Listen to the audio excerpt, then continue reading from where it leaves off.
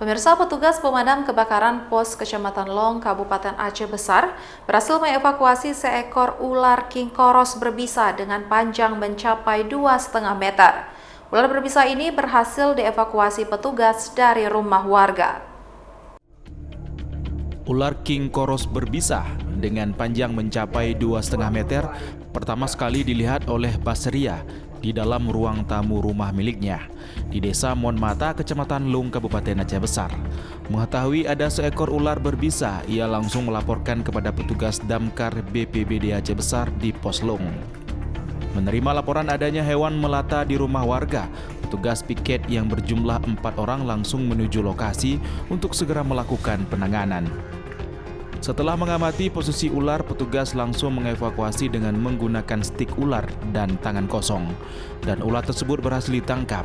Sementara ular berbisa ini akan dilepas liarkan ke habitat asalnya di hutan belantara yang jauh dari pemukiman warga. Meski tidak ada korban dalam kemunculan king koros ini, namun warga dihimbau untuk selalu berhati-hati terhadap kemunculan satwa yang membahayakan di kawasan tersebut. Dari Kabupaten Aceh Besar, Syukri Syaribudin, iNews melaporkan.